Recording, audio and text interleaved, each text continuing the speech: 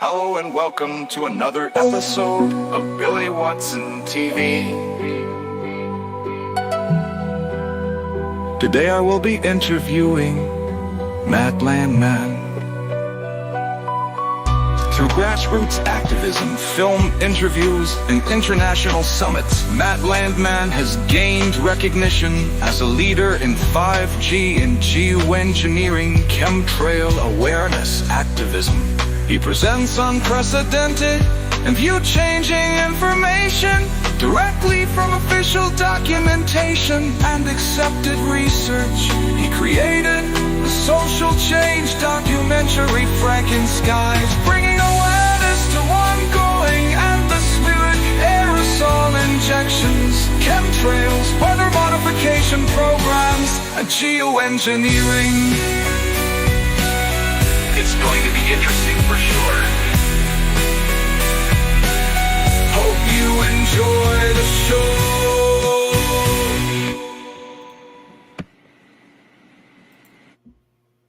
Hello everyone and welcome to another episode of Billy Watson TV.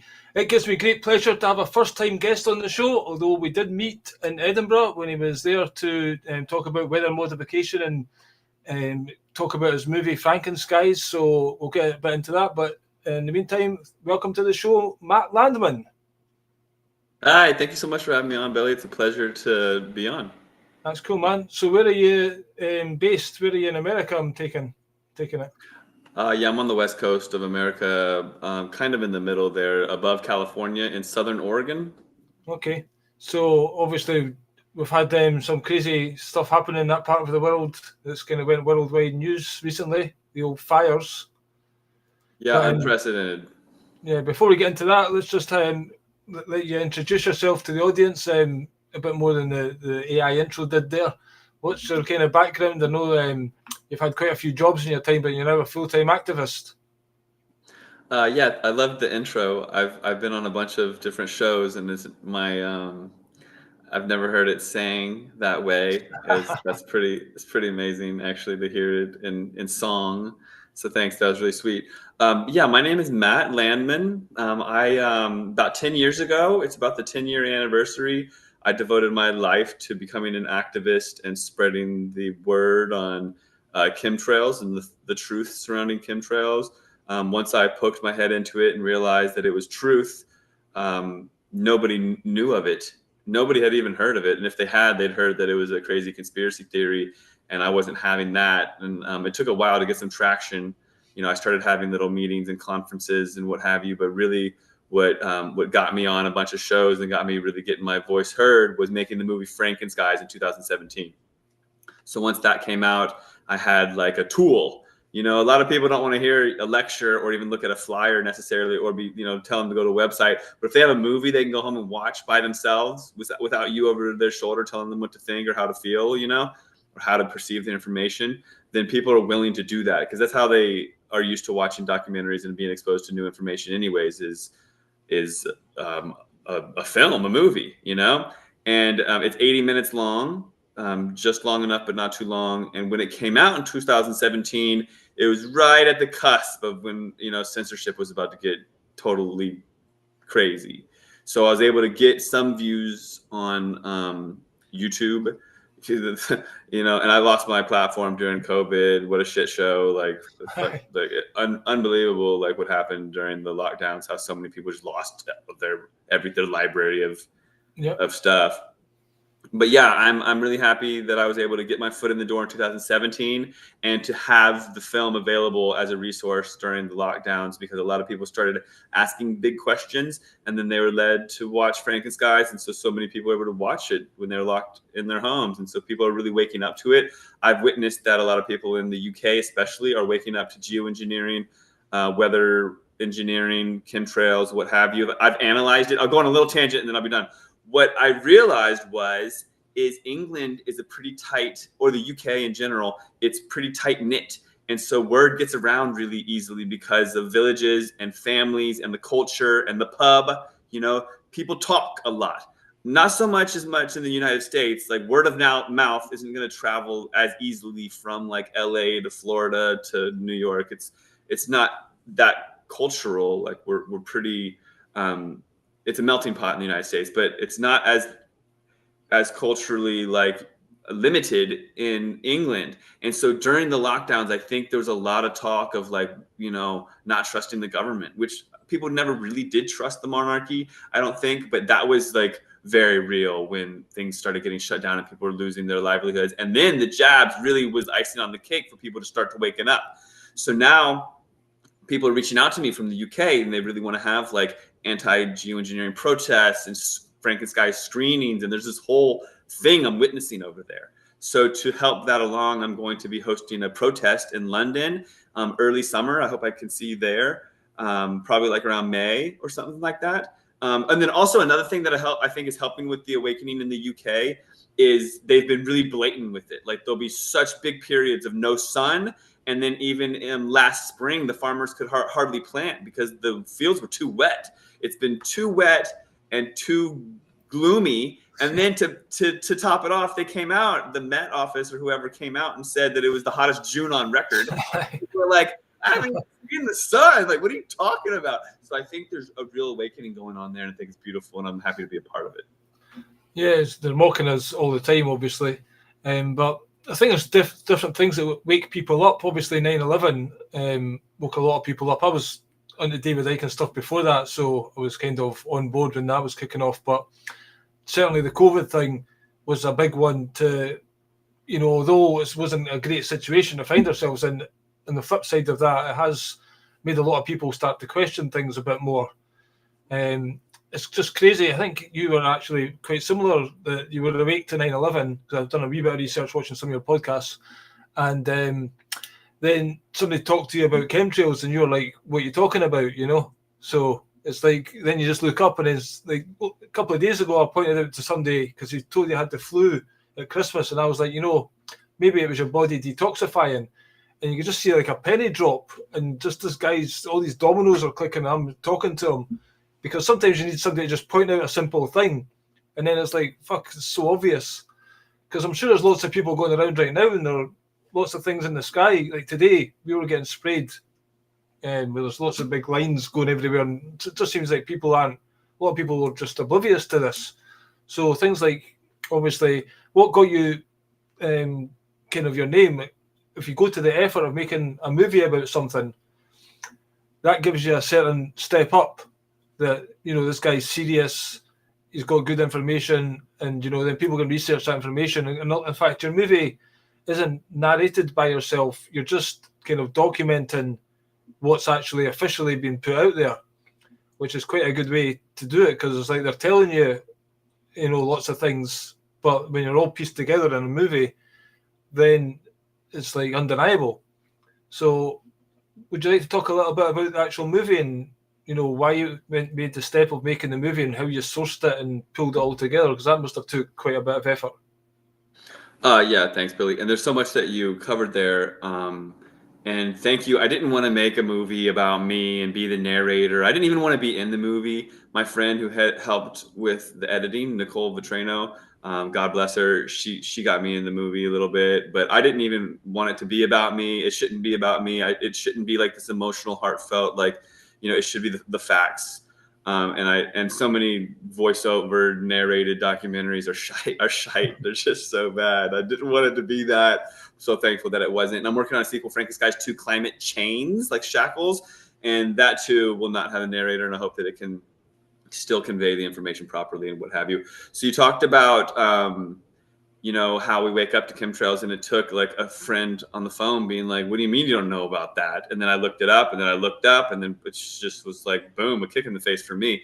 I think it's so important because people don't think people are programmed to feel powerless. All right. It's like through Hollywood, it's like gotta be like a superhero to do anything. And through the media, it's like, you're not Malcolm X, you're not, whoever, Martin Luther King, whatever. You're powerless, and you can hardly even handle your own immune system. So go take the advice of the white coats and all this sort of stuff. But really, the true power is everyone is so powerful. And in this, I wanted to say that we're all seed planters. You don't realize the power of your voice because you think that you're not going to be able to accomplish anything, but you can accomplish so much by being a seed planter and properly, right? So you got to meet your people where they're at, and you know your people. So that's really great. The media can try to get to your people, but you know your grandparents, your coworkers, your family members, all these people, and you know how to plant the seeds properly. You know, not everybody is ready to hear that the fog is poisonous and making them sick. Maybe they just need to hear about, you know, seeding clouds, and that cloud seeding exists, because it does. Over here we have ski resorts. Ski resorts do it publicly. They're like, we're going to make a bunch of snow because we're going to seed these clouds. Also, there's hydro dams that run like electricity with water, and they fill up their reservoirs, like seeding clouds. You can also pay like a couple £100,000 or something and have a sunny wedding day. No matter what, you can make it sunny. You know, it's unreal. And so it's like a real thing, and you can plant these seeds and show people Frankenskies. Frankenskies is just like a chronological timeline of how weather modification got to be, and it starts off in the 1920s. I've had people that are like complete normies that I've worked with in like a factory. Like, I've worked so many different jobs, and I've been telling them about it, and they're like, whatever, you're crazy. And I finally get them one-on-one, like after years, sit them down, put on Frankenskies, and 10 minutes in, their jaw is like literally like they're drooling. They're like, and they're like, they've been doing this for a while, huh? Because the movie goes 1920s, 1930s, 1940s. By the time it gets to the 60s and they're flooding Vietnam on purpose, people are, it's undeniable, you know?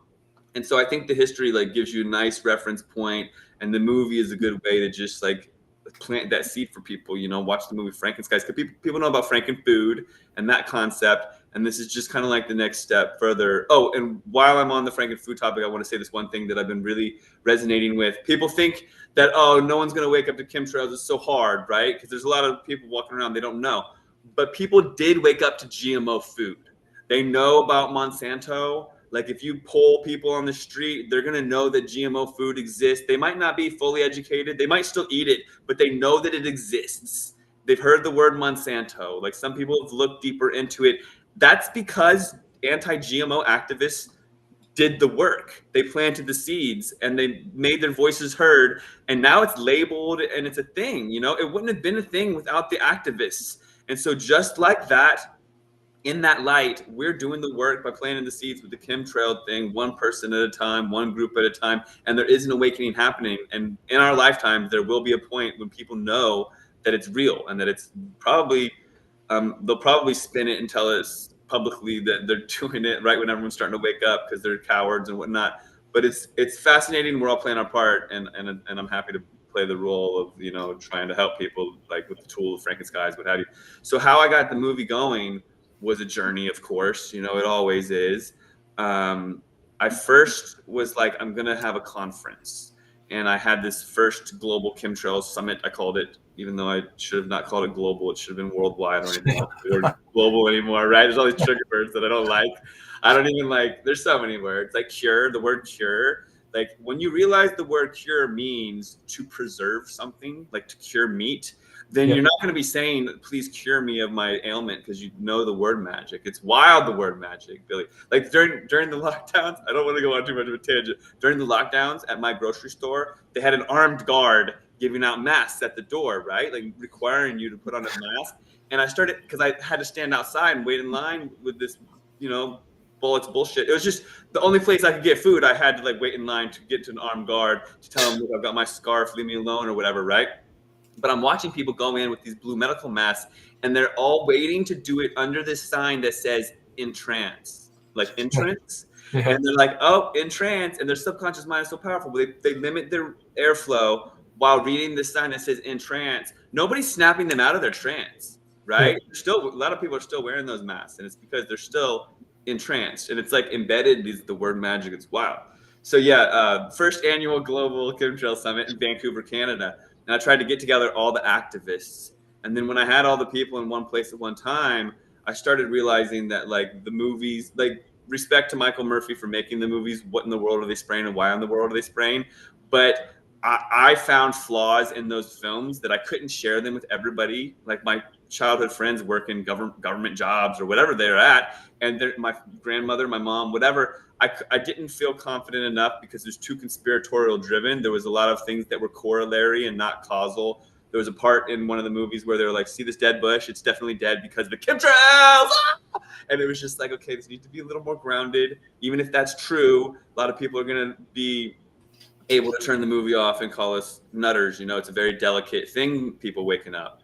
It's a very delicate line between truth and falsehoods, and people that think that they're in touch with reality and are actually living a lie. It's really delicate with the cognitive dissonance and the Stockholm syndrome and all the things, so you got to play it properly. So when I found that I didn't really have any good resources to share with my friends to show them the truth, because people would ask, well, then show me something, I started hosting conferences. And then when I got the activists and researchers together, I was like, I'm a film degree, like, I should probably film these people. Right. I went to film school, right? I went to film school. I always wanted to make a movie. I couldn't believe that, like, I had a movie right in front of me and didn't realize it. So finally I started making it, came up with that word Frankenskies, which is a big hit because it kind of sums it all up. And then, the movie, what was really fascinating is I felt like literally the universe or God or something was like putting up all these roadblocks. I remember being like fucking like yelling at the sky, like, I just want to get this movie made, because I thought it would be a good tool to help wake people up, and all these things were getting in the way. And literally I couldn't release the movie, like even like one of these editors that I'd hired, he like took the footage and like bribed me, made me give him all his money to get the footage back. And I was like, dude, just because I'm not hiring you because you're shite doesn't mean you get to keep my hard drive. You know what I mean? Like we were paid up, we were fine. It was a whole thing.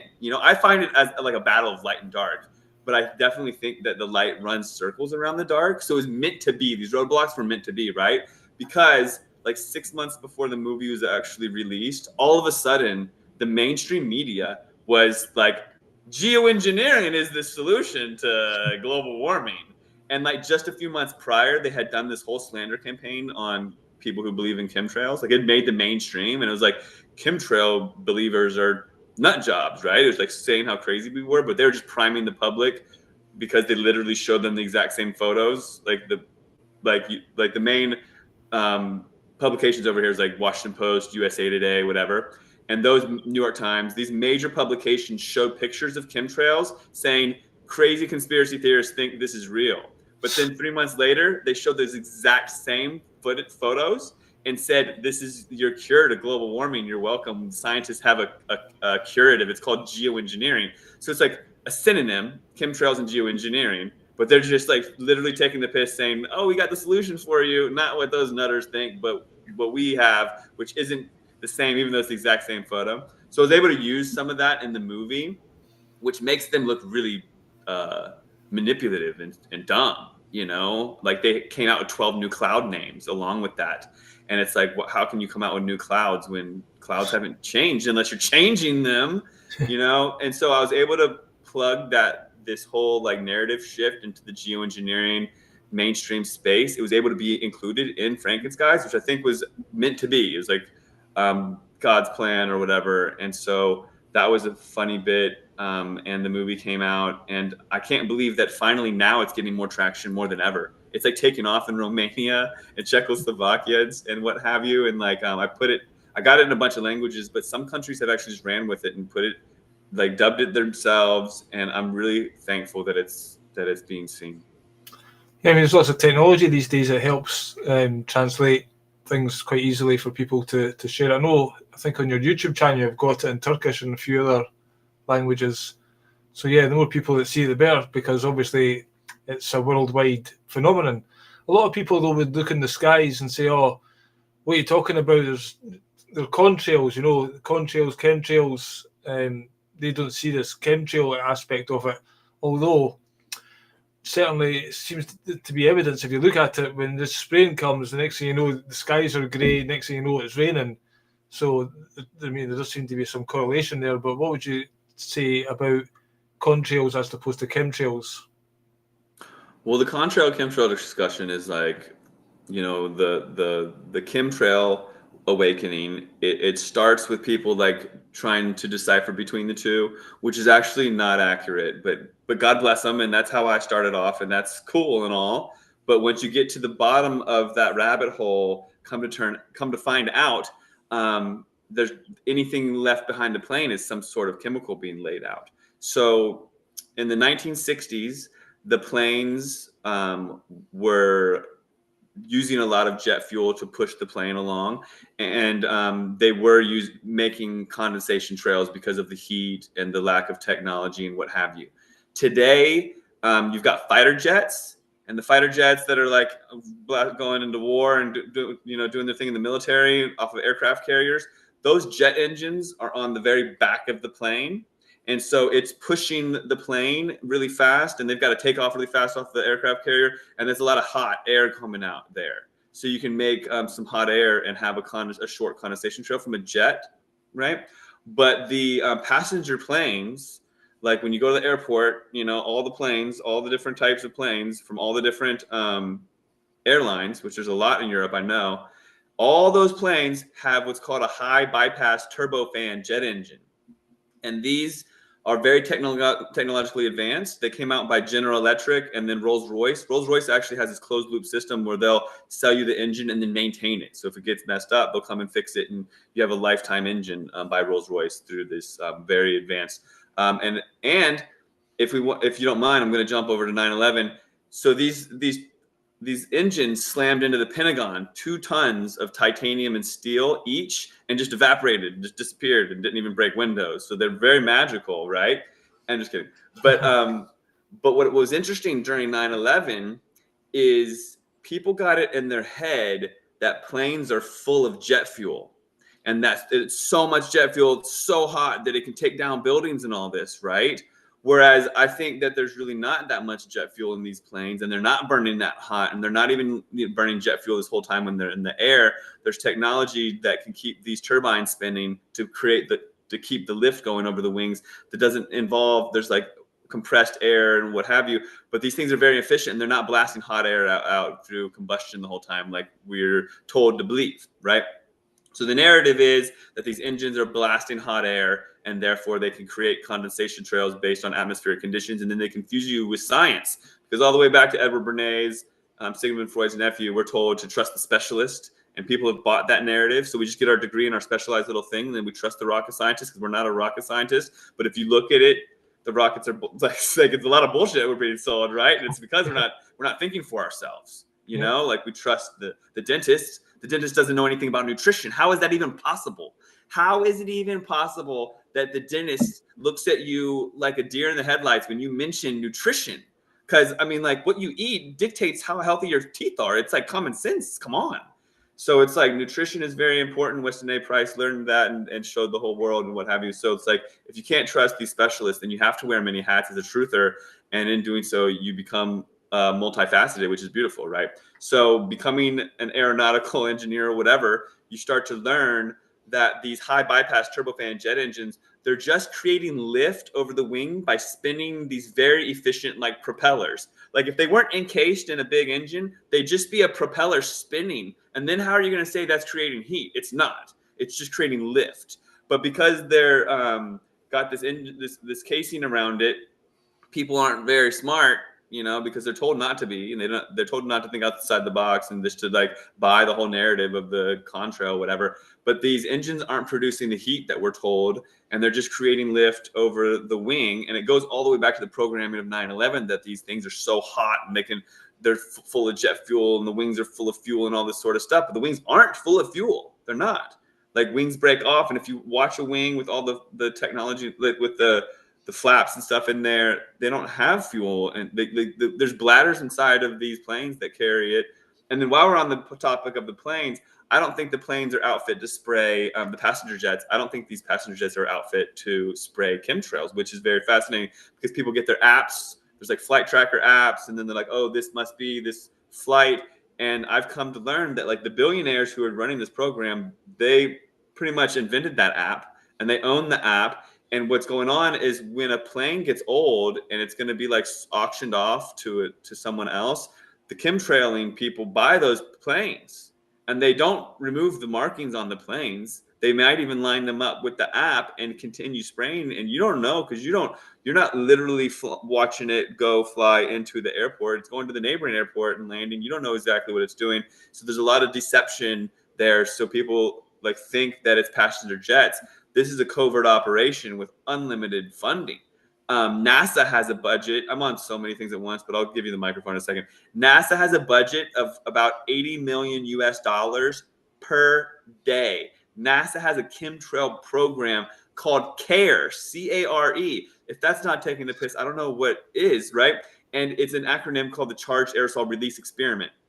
CARE, where they spray aluminum, barium, strontium in the sky, and they have fleets of planes, fleets of drones, all this stuff. But I'm pretty positive they make them covert with other markings so that we don't know exactly what's going on, right? So the contrail chemtrail gets us debating one another. It erodes the truth. It gets like lies all intermingled. It gives the controlled opposition shills so much to go with. It's like, well, you don't know the barometric pressure and the humidity and the density of the sky, and that's why it's creating it, because of the atmospheric conditions, and you're not up there. You don't know the atmospheric conditions, but the atmospheric conditions don't freaking matter because the planes aren't producing hot air. They have not since the 60s. Okay, because the engine is on the wing, it's pulling it along like a propeller would. If the engine was on the very back, pushing the plane like a fighter jet, it'd be a different story, but it's not. Yeah, I mean, I've heard sometimes they claim there's so much fuel in it, but then you see a tank that holds that amount of fuel, and the tank's absolutely huge. It's like, well, there's no way a plane's carrying all that amount. But because you came to Scotland, you were in the anti-Geo-Engineering group in Scotland, and I've been back to a few of their meetings. They invited me back to do more talks, and I was doing a bit more research back then. And one of the people I found was a guy called, I think his name was Jim Lee, who's got a site called climateviewer.org.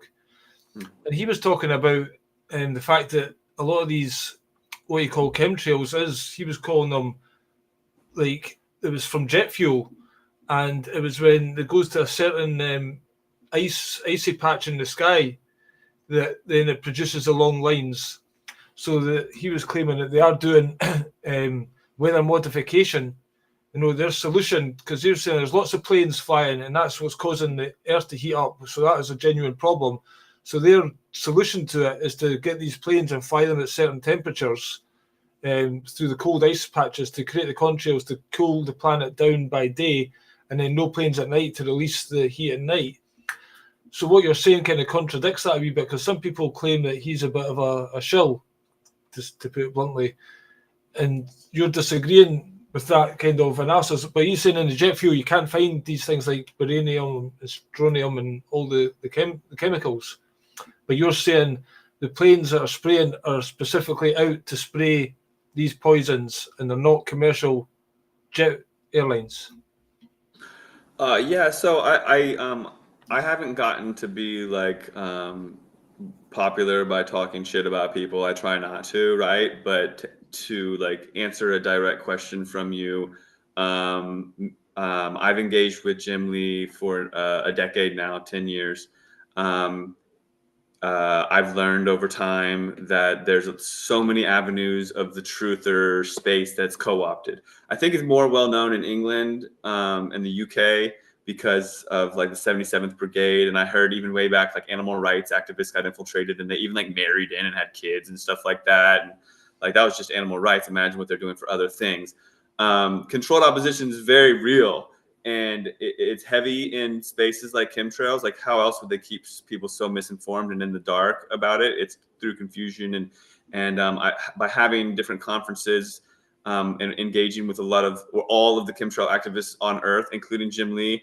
I've learned that some of them are not who they claim to be, sadly. So when I put my heart and soul into Frankenskies and created that film, I was really proud of it. I thought the other chemtrail activists would be like supportive. He went on the slander campaign and told everyone that I stole the movie from him, which was like for people that know me and know like the effort I put into like going around filming people. Like, I went and filmed Bill Vanderzam at his estate in Canada. He's a politician there, like the premier of British Columbia, right? And I interviewed like this Native American dude in Mount Shasta, and and I flew in Terry Lawton and Harry Rhodes, one from Ireland, one from England, and interviewed them. And these are my interviews. Like, how could I steal the freaking movie from him? But he's been nothing but a shill my whole life, to be quite honest. And then come to find out, and I can send you the link, on the United Nations website, they have this bit for people that like work for them, and they have his name as a blogger They say he's a blogger on the UN website with his website, climateviewer.com or whatever. He's engaged with me on Skype and secretly recorded the conversations and then cherry picked and baited me into saying things about other people and then cherry picked the interviews and then created drama in the movement. He was supposed to, so I've hosted like a handful of summits. One was in Portland, Oregon. He was supposed to come speak at that one. Last minute, he said he was like poisoned and that they're gonna poison everybody, so he didn't come speak. But yeah, he's I don't like the guy.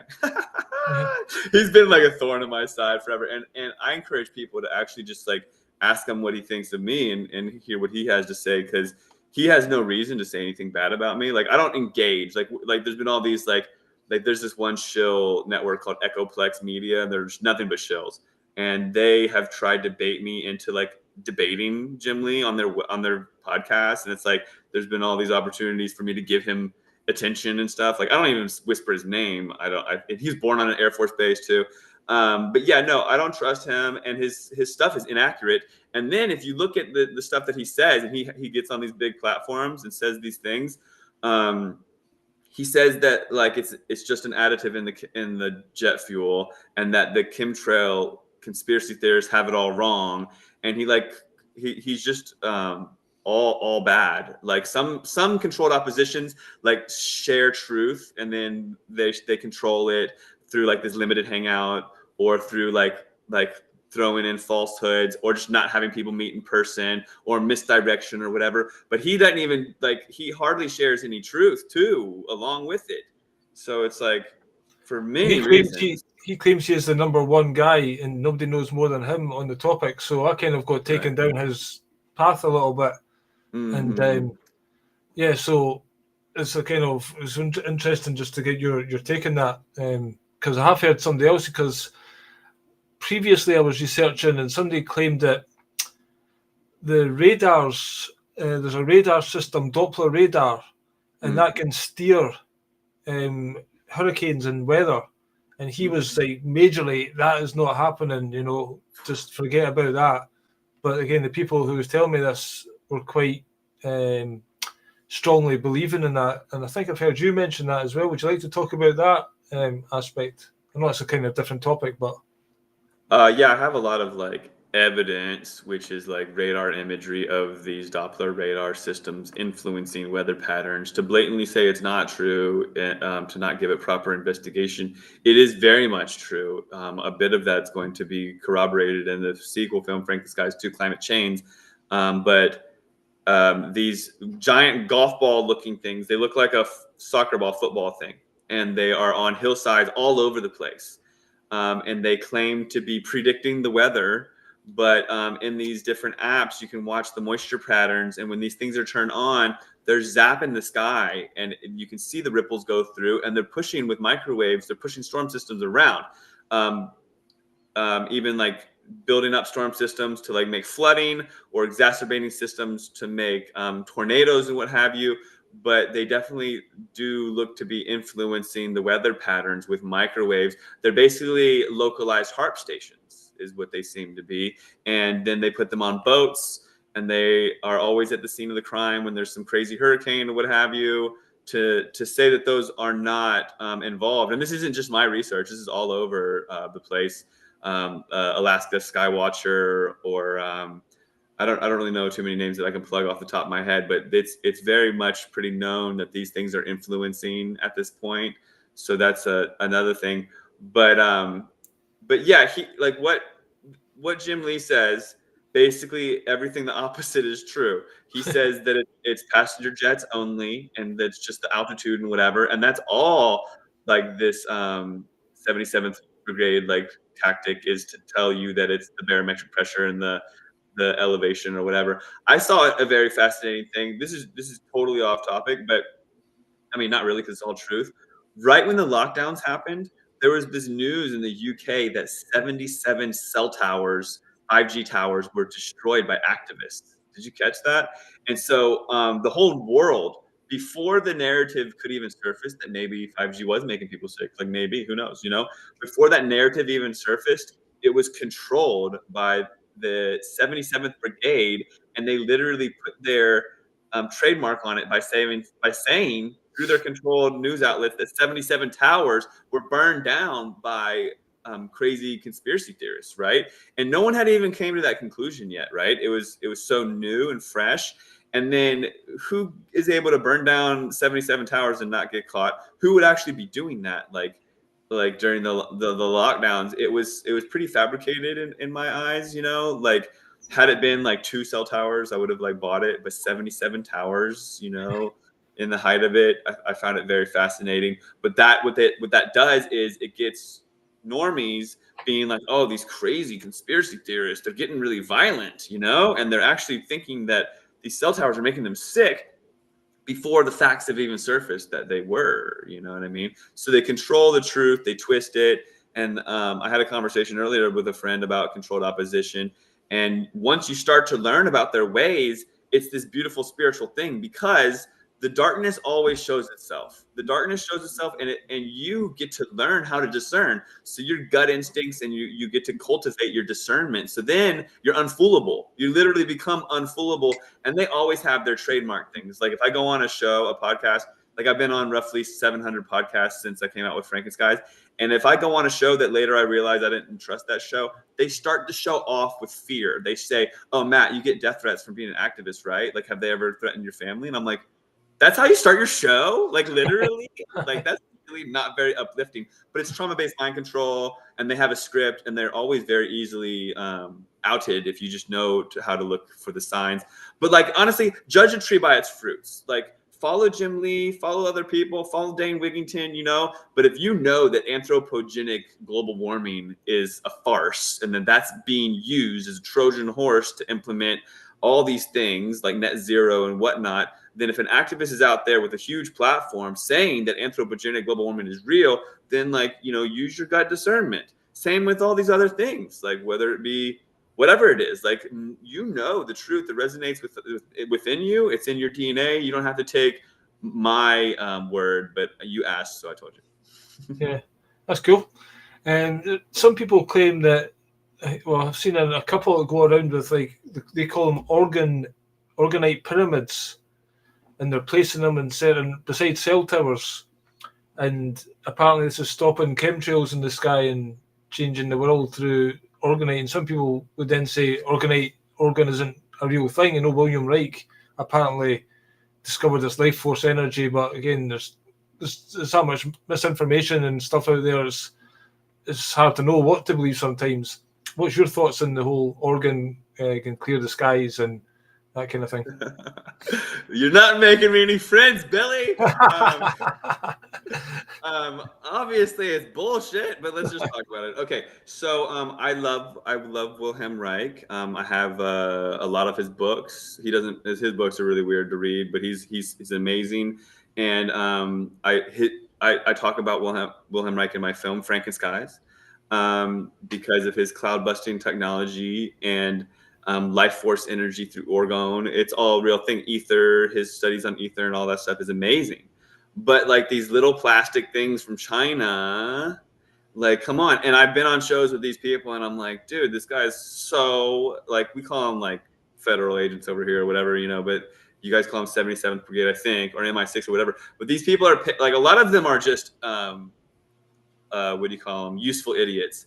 I don't know if you have that term over there, but they're useful idiots because they play out for the deep state what they want, which is like stupidity, right? So here's the deal with orgonite, cloudbusters, and all those things. If built properly, they amplify human intention. So the real power lies within us. And you got to know that when you're building it and setting your intention and doing it properly. 99.9% of all the orgonite on Earth is all shite. Okay, it costs hardly anything, or you made it yourself and it costs like really hardly anything. But there's factories in China cranking these things out.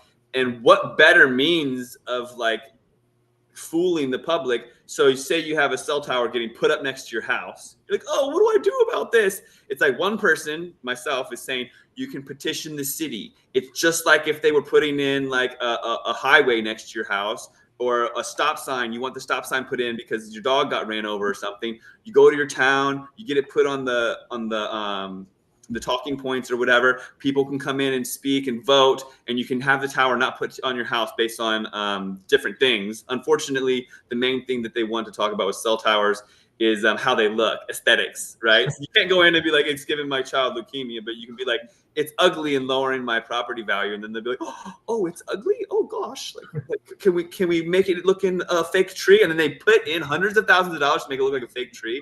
But then if you're like, oh, it still looks like a fake tree, no one wants to buy my house, then they'll move it, right? But there's ways to go about it, right? There's ways to play the game. But instead of someone playing the game, they're like, oh, I'm just gonna plant underground. I'm gonna bury 2 plastic pyramids that cost like 5 cents each, and now everybody in my neighborhood's safe. I don't need to petition the city. I don't need to like be empowered or like educate my children or educate my community on how to do this, like, like the game, the real game that's being played. It gives false empowerment, which is kind of all right at first, but then you're gonna get you get sick. Like it's nothing. And then people think, oh, it's clearing the skies of chemtrails. So then instead of like which I'm a little biased, like it's like share my movie or whatever, you can have people look at the information that's not Frankenstein's. But instead of saying like that, you're telling them to put a pyramid in the ground, and then they've done the work. Now they're feeling empowered. Oh, I did something. It's like, dude, if you had a Frankenstein screening, you would have done a million times more, or some sort of gathering of your community. Not to mention, it widens the divide because the normies are looking at you like, are you serious? You think that, number one, chemtrails are real and cell towers are real, but now you think this pyramid is saving you? Like they're putting you in this box of like complete idiot nut job, right? Wilhelm Reich's technology was fascinating and it is real, but it's got to be utilized properly. And I think it has to do with Pazio energy and compressing the quartz and the crystals properly and setting the intention. And I've seen and heard of, and through Harry Rhodes, I've experienced amazing things. But overall, it's not even real, these little pyramids, and people are selling them left and right. And there's like the orgone donor and all these different people who got a lot of like accreditation in the truther community and a lot of like followers and whatnot. But I think there's so much more that you could do. I mean, honestly, I don't think that it's doing anything, for one, but there's also so much more you could do with your energy. Like people are going around planting these under cell towers saying it's negating the EMF. Okay, if it's negating the EMF, show me on my meter. Show me one time. And people didn't send me a video of some fake shit of a meter being like, you can fake videos. Oh, probably getting too much truth there. Another one bites the dust. He'll hopefully be back soon. So I have very interesting stuff. He's obviously done his research. Has Matt? Hopefully he'll join us again soon. So I don't know. There's not too many people watching, so I think it's probably just my girlfriend in the background. Actually, oh, here he comes.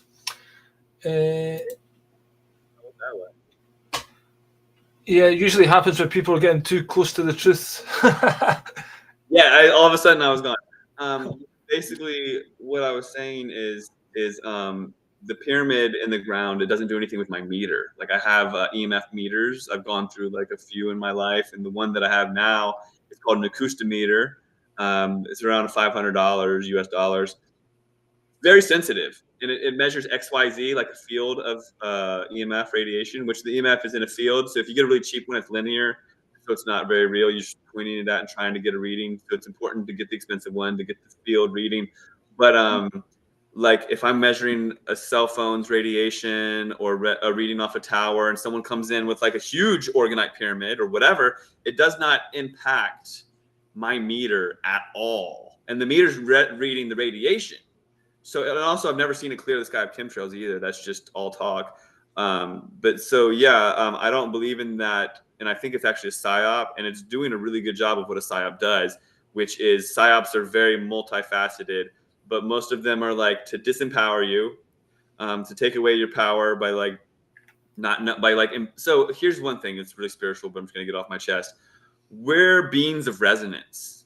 Okay. And as we believe and know truths, right, and resonate with truths, our frequency becomes higher, and it actually like helps with the elevation of consciousness, the there's like a rising consciousness on earth. It's like our destiny or whatever, is like spiritual awakening or whatever it is, a heart opening, whatever. And in that place, we like resonate in truth, and we're not able to be like tricked or enslaved or whatever. So the goal of like the oligarchy, technocrats or whatever, is to keep the awakening from happening.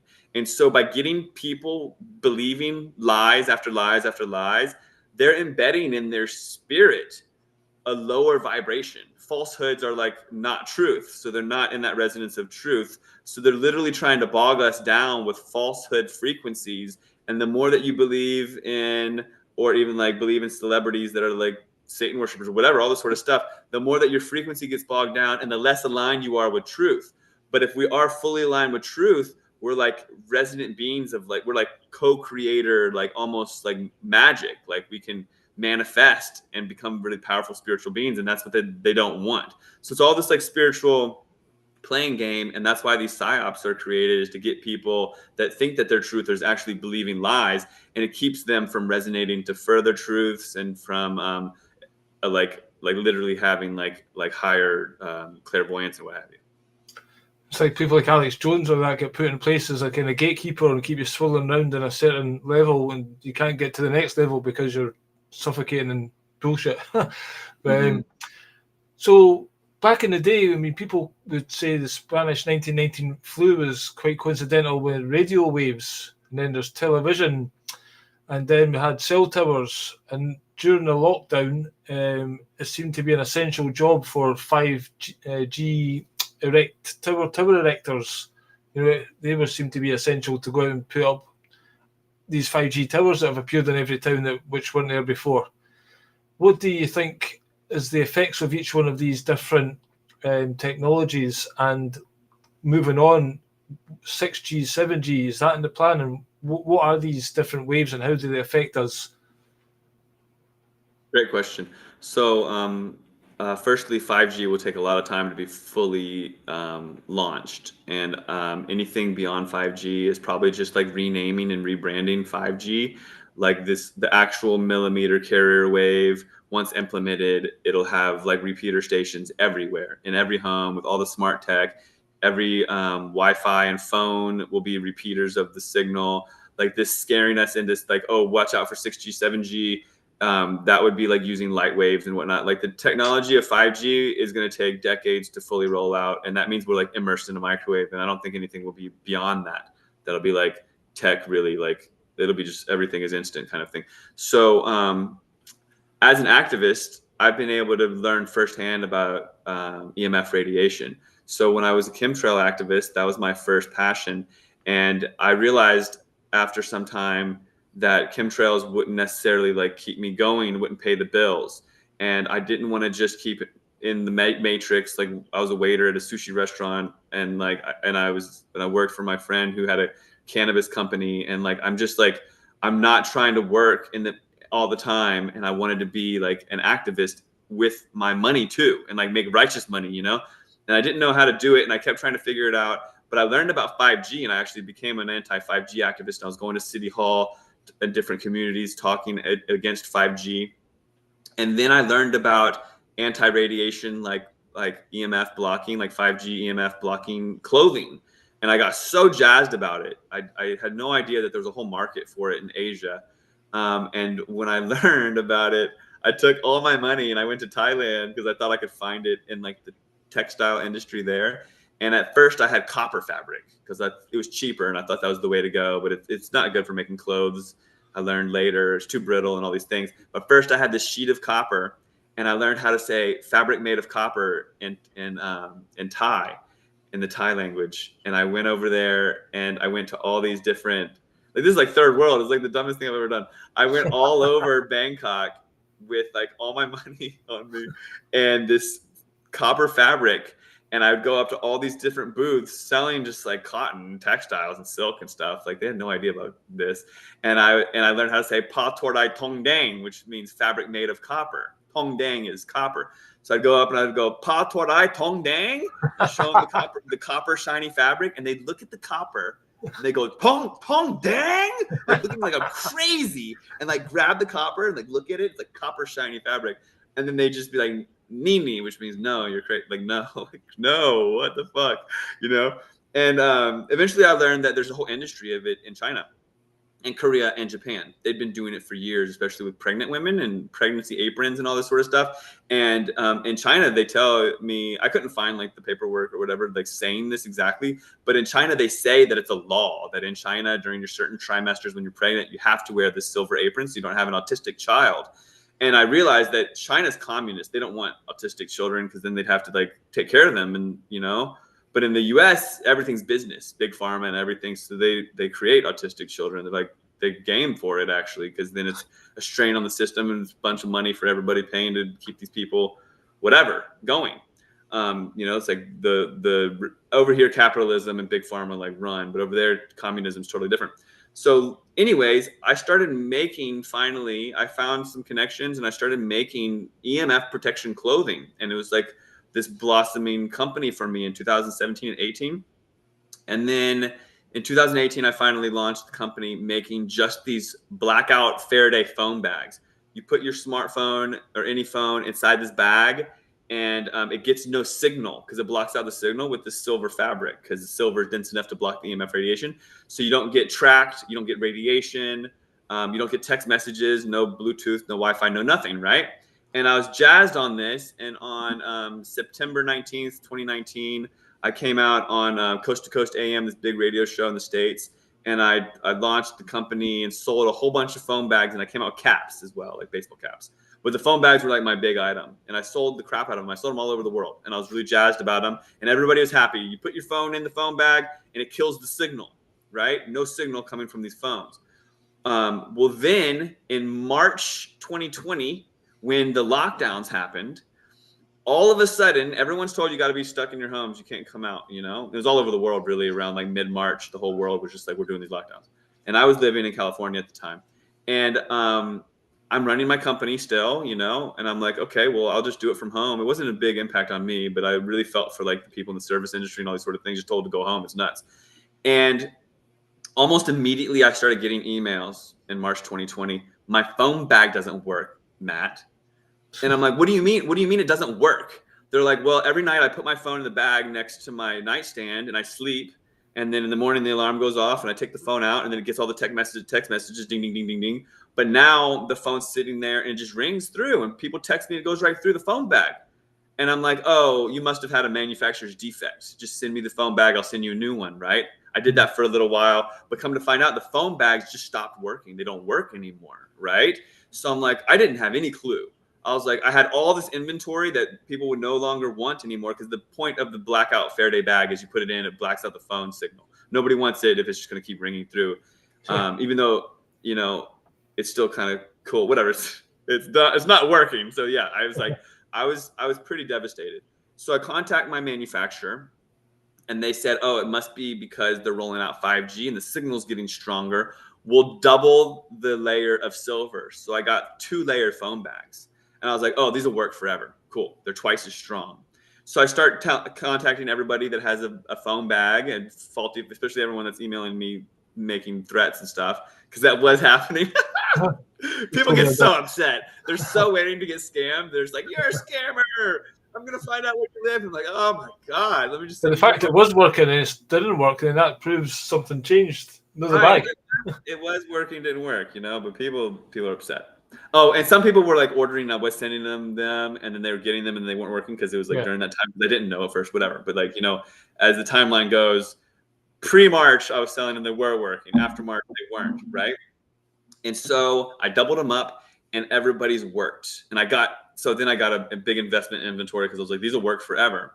So they worked for like, I believe, like if my timeline is right, it was about like a year and a half almost. Because then it was like 2021 and it was approaching the fall and everyone was like, are we going to be done with this? Because they said 2 weeks to flatten the curve and now it's been a year and a half. And we're like, are we going to be done with this? And everyone was like, oh, maybe it'll be done soon. And they're like, no, actually, there's this thing called Omicron variant. And right when Omicron variant hit, I remember. Oh, God. Lost them again. Omicron variant. We'll pick up on that one. Omicron variant. Got so many variants, but it's just interesting. I'm wondering.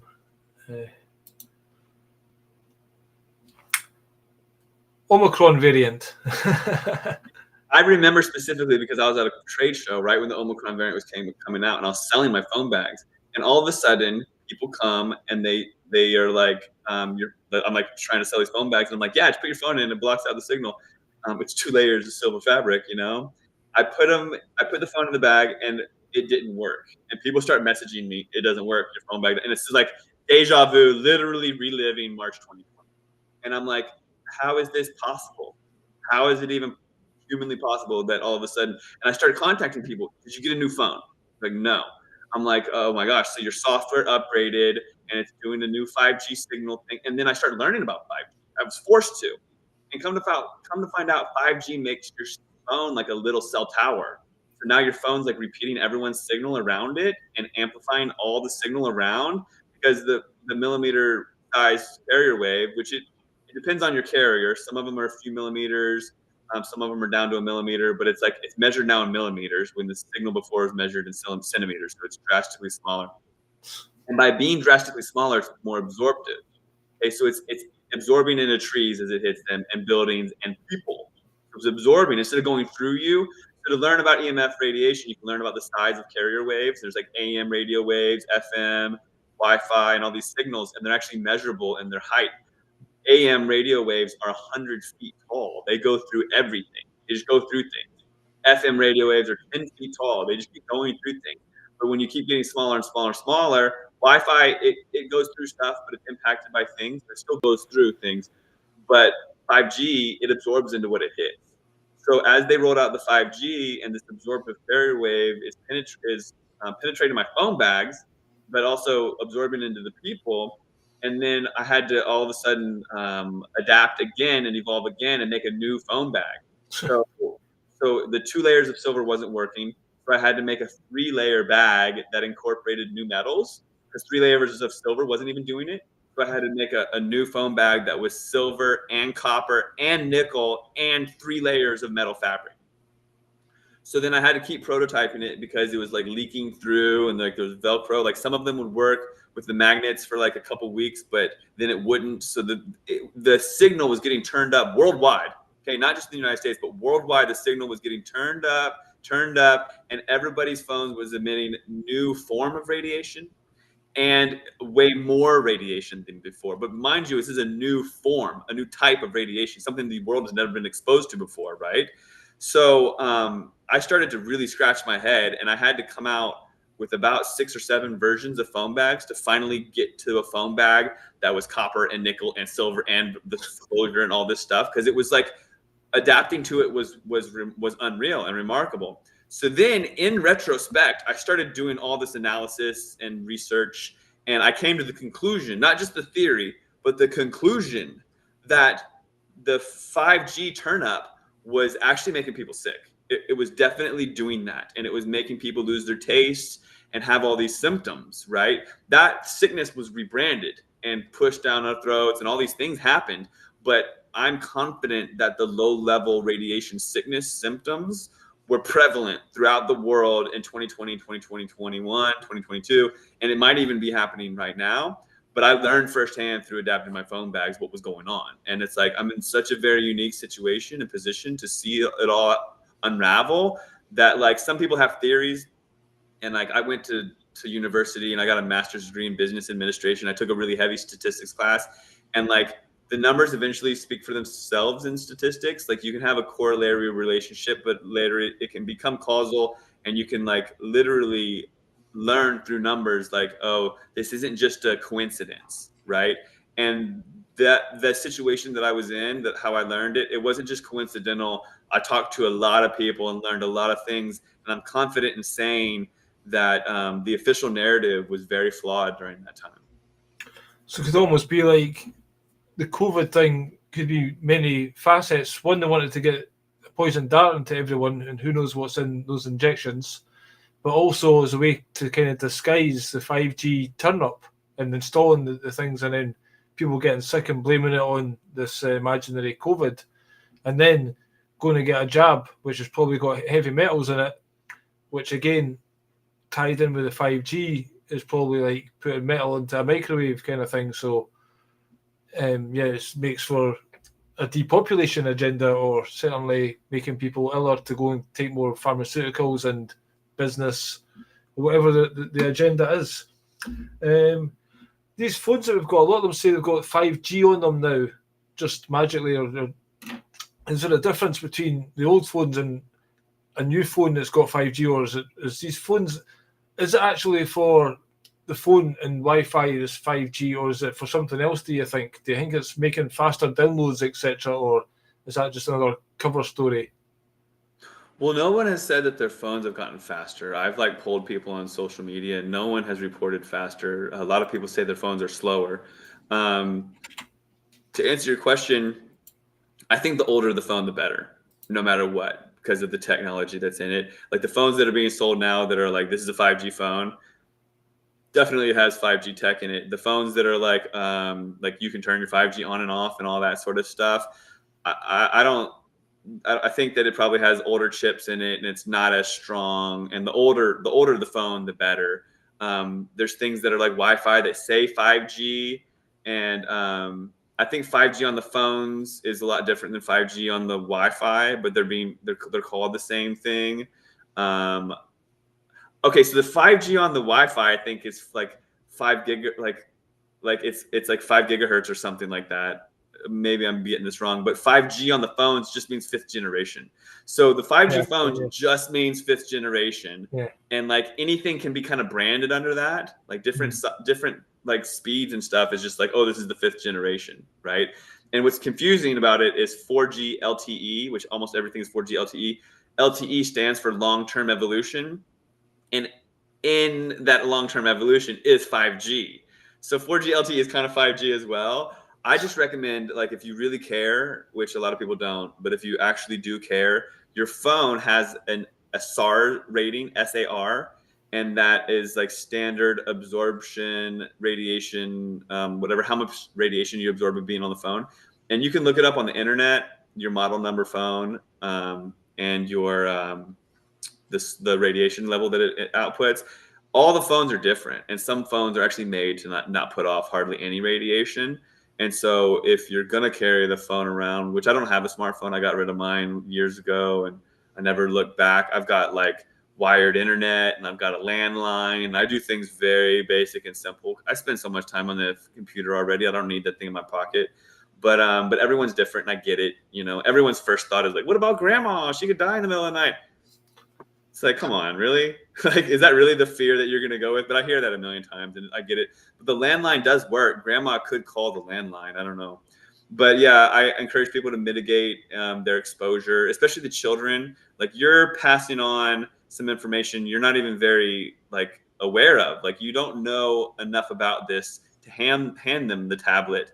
Like, it's got a flicker rate in the screen. It's got blue light that's messing with their eyes and throwing off their hormones and all this stuff about blue light. It's got the EMF radiation that's messing with them as well, and like the Wi-Fi and the Bluetooth and all these things. Like, you are not educated enough on this topic to give your child a laptop or a phone or a tablet or anything, you know. And I see kids in strollers with these things, and the parents aren't even educated enough to know what they're doing. So I encourage people to be educated enough and to know, like, you didn't grow up with that, so you have no idea what it's going to do to them, you know?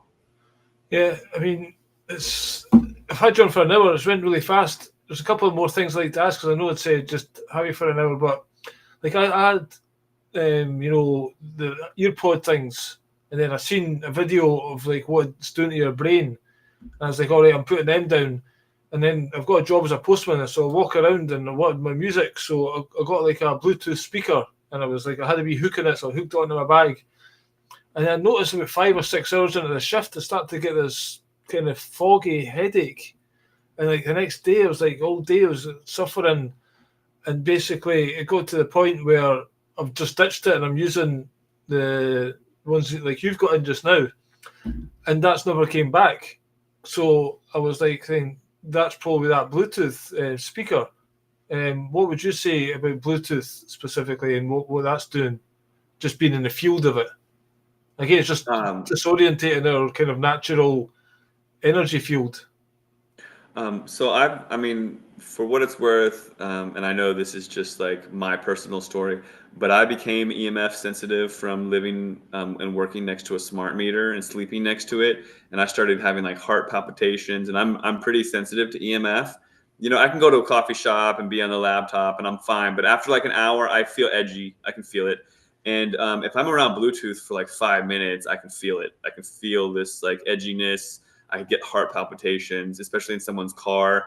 I think Bluetooth is really toxic, honestly. You can measure it on the EMF meter. It's off the charts. It's Bluetooth is very, very strong, and people walking around with those Bluetooth speakers or like you have the ability to just go on your phone and turn the Bluetooth off. Often now the iPhones say yeah for 24 hours, and then we're going to turn it back on for you. Which is insane, but you should always have that thing off. It's a very strong microwave signal because it's only trying to find something really close and give it a lot of data all at once. To keep a constant stream. I think they're very toxic. To have the headphones in is almost insanity. If you look at the fine print, they're actually communicating with each other through your brain. They're not just finding the signal of the device. They're communicating back and forth through your brain. And I just learned, which I'm not 100% on this, so I encourage people to do the research. But my friend, he was telling me about it. He was not understanding that every time he had his wireless headphones, every time he turned them off, that it was like updating. It said it was updating software, and it would be like doing this thing every time he turned them off. And he's like, what's going on? There's no software. Like, what do they need to be updating every time? So he looked into it, and evidently they're downloading like information that they get from your brainwaves. So it's like they're able to read your brainwaves and know what different stimuli music does to it, and they're reading each other back and forth and talking to each other and chatting, and they're actually recording the information and then uploading that information to the cloud when they're done or something like that. I don't know if that's 100% accurate, but I wouldn't put anything past them based on what I've learned about all the data that's collected from every device possible.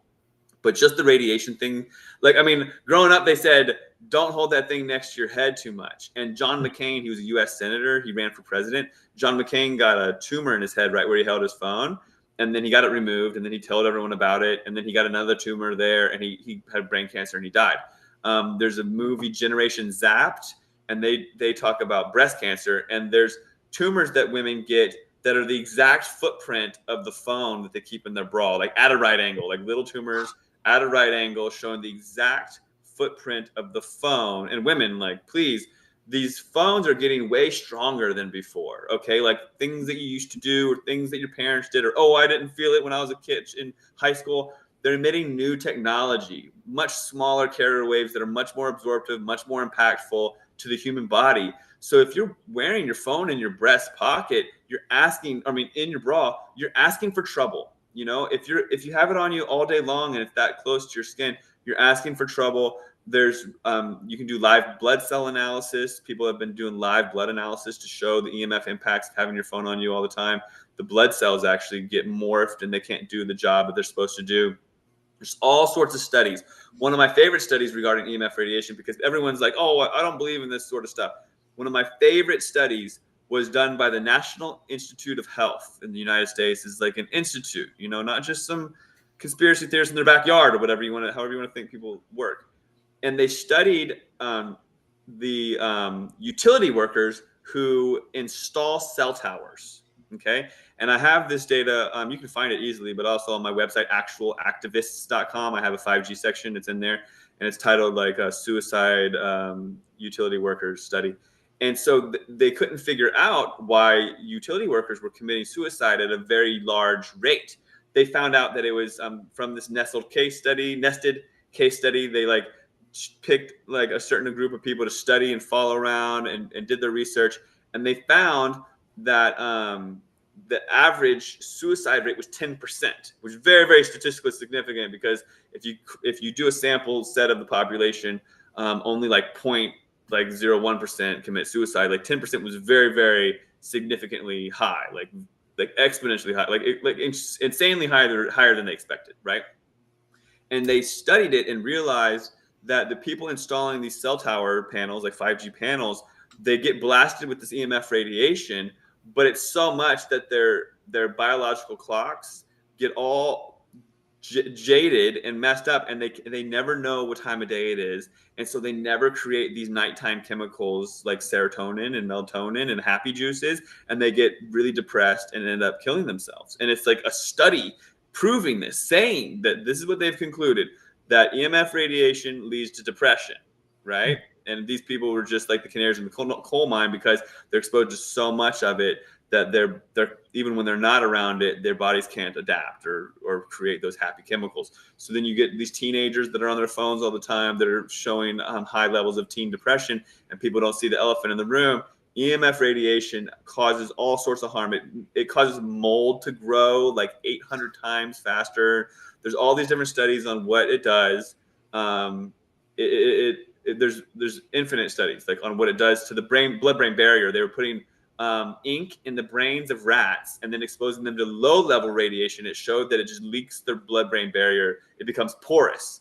So then if you're being sprayed with chemtrails or in some toxic environment, and then you're around a lot of EMF radiation, it allows all those heavy metals into your brain. Otherwise, your blood-brain barrier would be protective. There's a lot of reasons to avoid EMF. And if you start to learn about it, then you would definitely throw those wireless earbuds in the bin like immediately, and tell your friends and family to do so. But everyone loves them, and they're kind of expensive, so people get attached. But look, this is just fine. This isn't really bogging me down. I could go on a jog, and you can still find those old MP3 players that don't emit radiation. But everything is Bluetooth. They want everything wired so people don't have to lift a finger. But ultimately, like it's toxic. And my girlfriend's type 1 diabetic, and they're changing all that technology. So it's got a Libre and the pump, but it's all connected to the phone. So she's got to have basically on 24/7. And, it's supposedly saving her life, but it's probably doing a lot of damage in a different way, So again, well, EMF has been known and proven to cause diabetes, actually. So that's making zero sense to me. Right, that's crazy.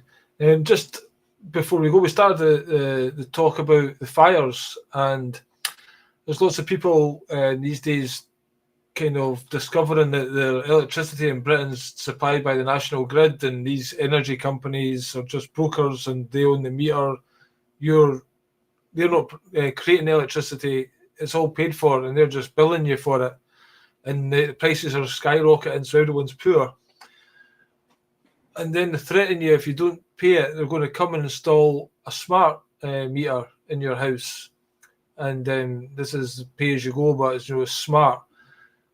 Would you say there's any correlation between smart meters and what happened in LA recently? And would you like to talk about smart meters in general? So yeah, smart meters, which are relatively new to the UK, but I know they're getting pushed really, really hard. I was over there and I saw free pizza and all these different incentives. If you get a smart meter, they'll give you free pizza, right? So you have a meter somewhere on your home or in your home. In the United States, they're on the outside of the home, but I know it's a little different over there where the meters can be. But there's a meter that reads how much electricity you've used so they can bill you. And what happens is, at least over here, and I'm pretty sure it's similar there, that like once a month, the meter maid has to come and like read it, and then they bill you. Well, they didn't want to do that anymore. And they said it was like too much manpower to be going around the streets and like looking at everyone's meter. So they started putting in what's called smart meters. And the idea of the smart meter is that it reads your energy output, and then once a month, they can come by in a truck or do it remotely and ask it to remotely send wirelessly through like a broadcast signal, which is radio frequency emission or RF radiation. And they send this signal with your data to collect it wirelessly.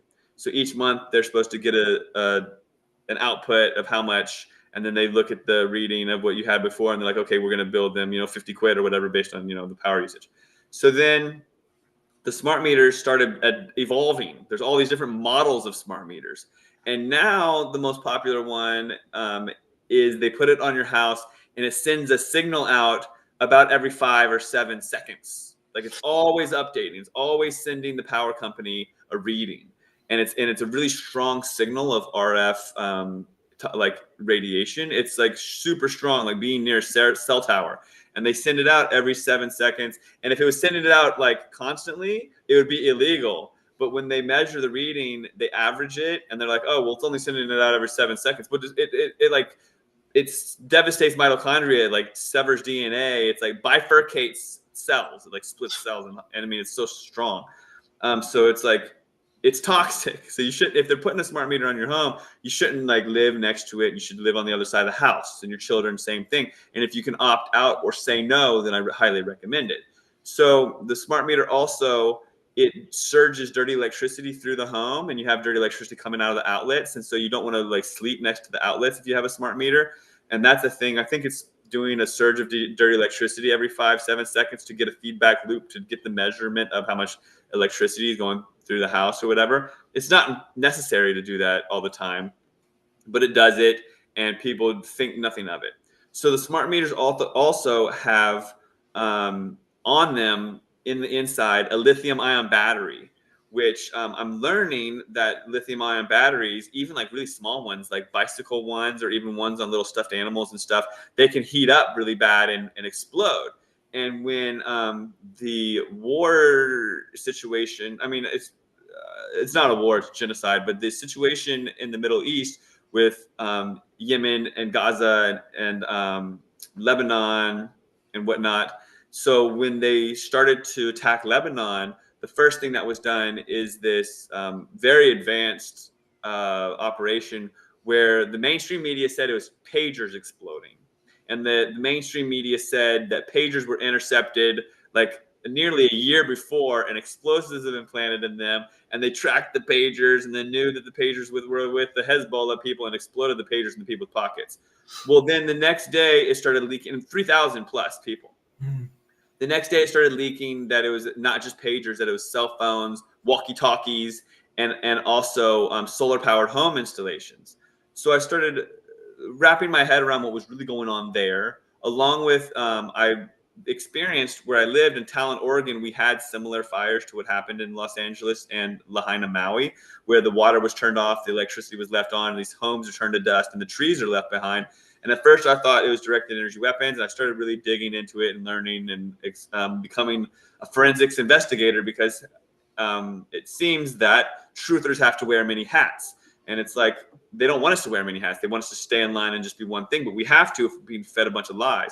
So I started really being like fire investigation. And just like 9/11, you become an investigator in 9/11. It's like, well, steel towers don't burn that like that with jet fuel. And you start to, you have to, because you're being lied to and you want to know the truth. It's like in our soul to like be truth seekers, So I started, and as a filmmaker, I started interviewing people for Frank Skies 2 Climate Change. And I interviewed a firefighter that was stationed over here in my town.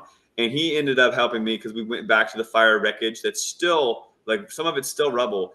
2,300 low-income homes turned to dust in the middle of the day, like 4 years ago. And some of it's still just rubble because, who builds low-income homes up really quick when they want to push people out of certain areas.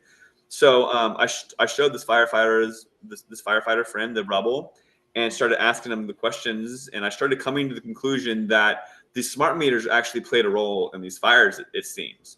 So the smart meter has a direct line to the electricity. So it's like the mechanism that should be stopping a surge of electricity to your home in case of fires and what have you. But come to find out, these surge protections to the main line, they either weren't there or they weren't proper, because there seemed to be this like heavy surge of dirty electricity going into these homes, creating internal electrical fires, creating a home being burned from the inside out, which insulates the fire and also has it so that these weird irregular fire patterns happen where the trees aren't burned, but the homes are turned to dust, right? But also the smart meters have in them these lithium ion batteries, right? And learning about lithium ion batteries and witnessing these car fires, like when I was in the UK, I learned about a Tesla that burned down an entire parking garage, a concrete parking garage burned to the ground because of one Tesla battery fire, because these things burn so hot and there's nothing the firemen can do. If you get there early, you can get a crane and pick up this burning ball of fire and drop it in a container of basically like a dumpster full of water, because you can't just hose it out. They burn so hot. And for those of you that know Celsius and not Fahrenheit, you might have to just look this up. But when the lithium ion battery like ruptures and it gets heated a little bit and gets to 140 degrees Fahrenheit, which is like not very hot, right? It's like a really, really hot day in the desert. It's 140 degrees. Like your car on a hot day could get to 140 degrees on the inside, you know. Celsius, I think it's like 45 or something like that, but it's easy to look up. So 140 degrees Fahrenheit.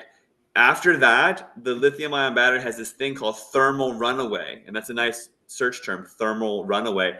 And within seconds, it can heat up from 140 degrees Fahrenheit to 5,000 degrees and then get upwards to 7,000 degrees Fahrenheit. This is like double the heat that melts iron and steel. And I mean, this is like unbelievably hot. Like a forest fire burns at like 2,000 degrees Fahrenheit. This is like 4 times that nearly, right? And then it starts to make sense why you have melted metal and why cars that are near this are just molten, and you got fires that make houses burn into just a pile of white dust, you know? And it makes sense because the smart meter is attached to the internal wiring of the home, which is copper, which is conductive, which is also convective, meaning it transfers heat. Conductive meaning it transfers electricity. Convective, it also transfers heat. So all throughout the insulated internal wiring of the home, this smart meter surges. It surges electricity into the home, but also it surges the heat of this lithium ion battery, which is all of a sudden ramping up the temperatures to God knows what, really. And it seems like these things are freaking weaponized, you know. And then to add to the puzzle, since you're cool, and I mean you're an open-minded guy, and I love your poetry, by the way. It's really nice to meet you in Edinburgh. I meant to mention that. It's great to meet people in person. And when you had your poem and you said some really truth bomb kind of stuff in it, I was like, oh man, this guy's going to be an ally. I already knew it immediately.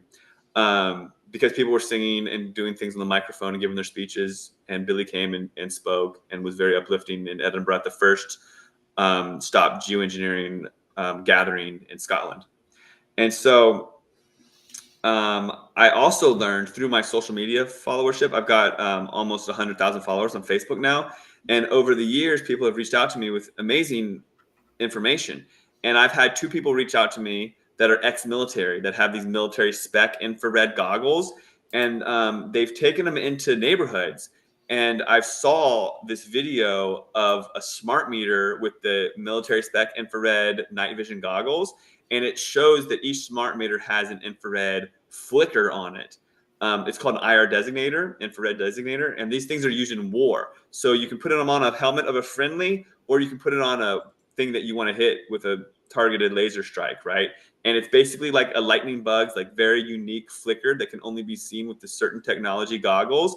And every flicker is unique. So I don't know if you know this, but every lightning bug is a unique flicker. And then if they want to mate, they match each other's flicker, and then they find each other.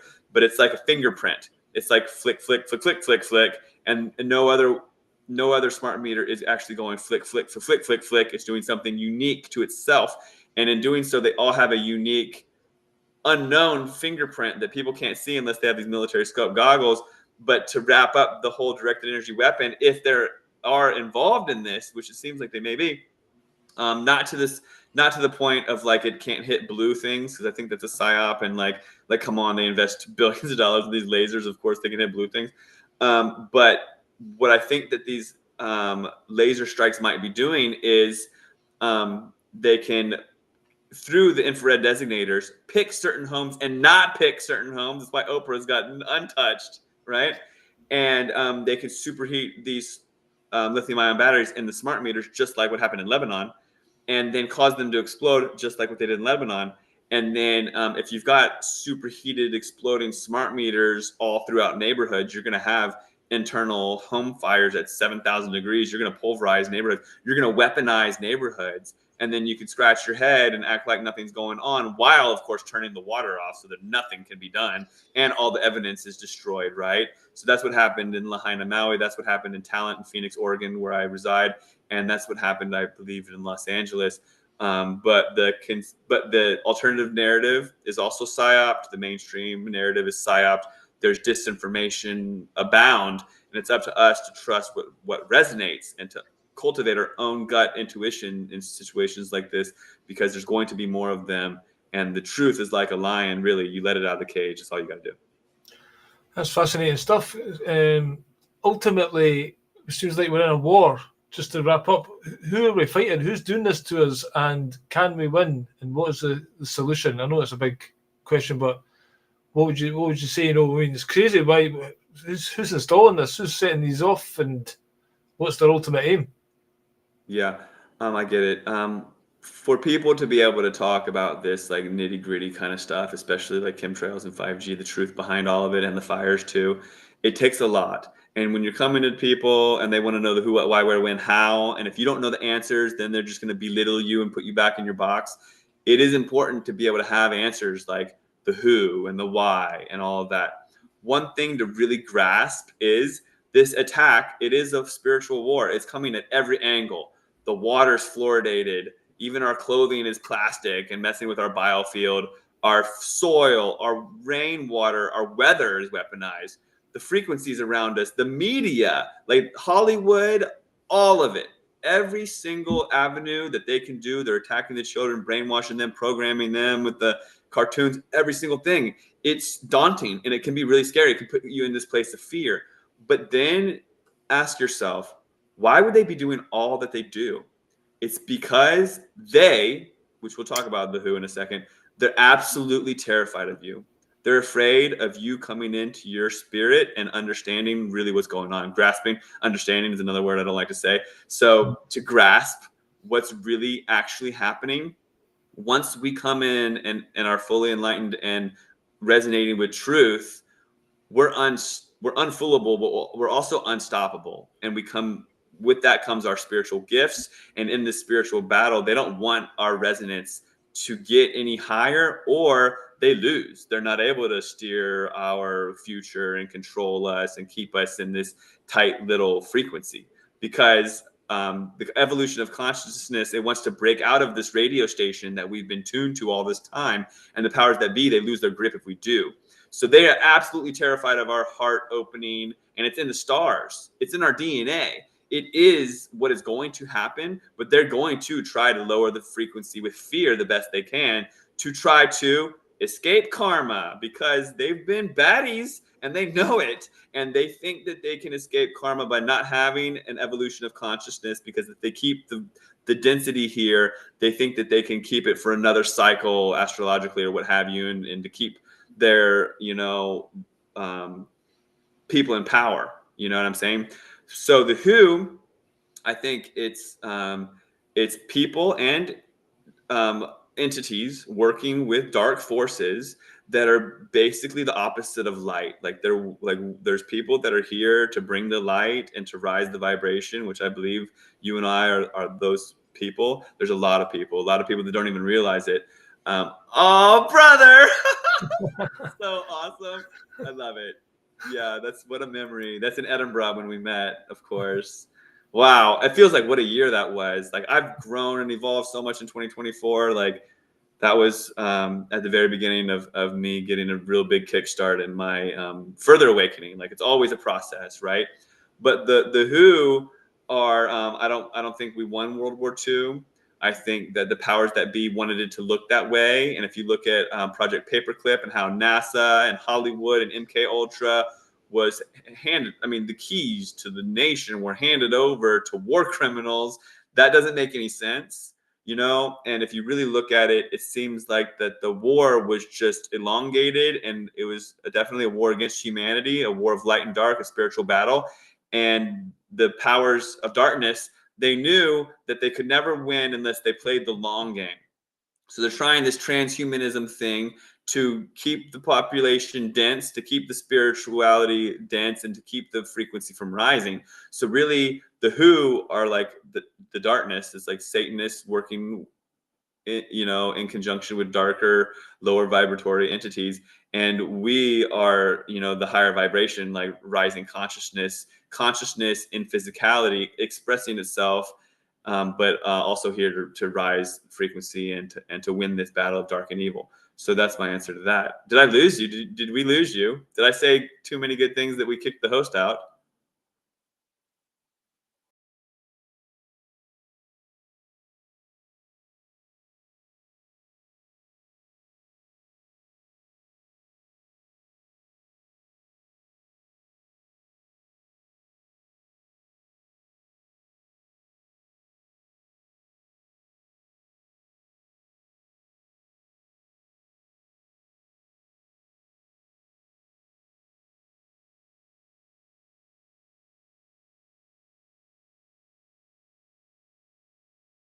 2 minutes.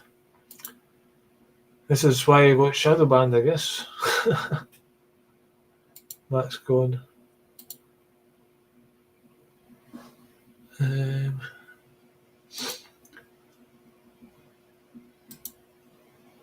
Unreal. Are you coming back? Coming back, so that's what you're saying.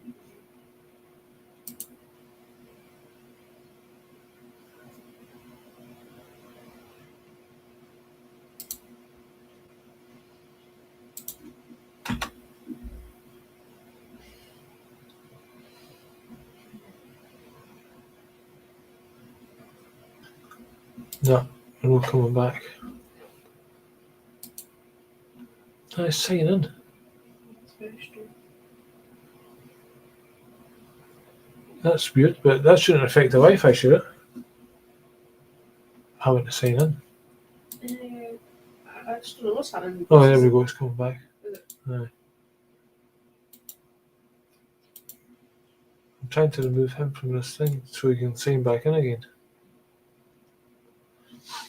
But it's not kicking him out. I wonder if I do a refresh.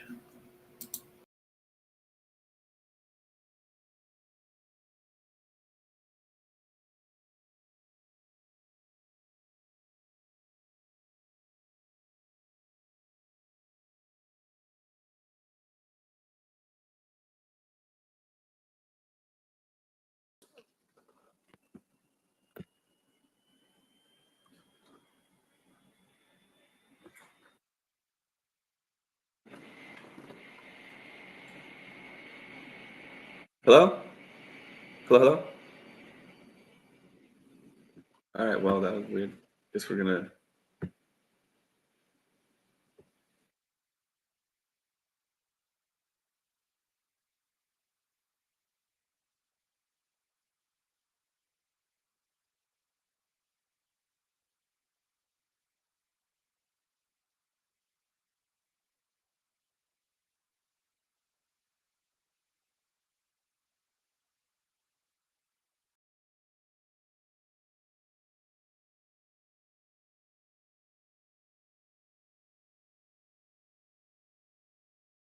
But now he's gone from my screen.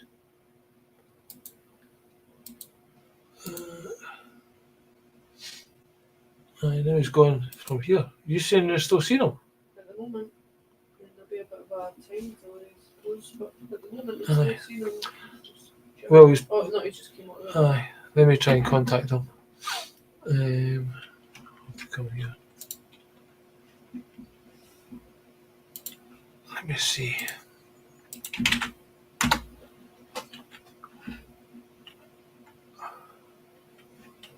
Try and contact him.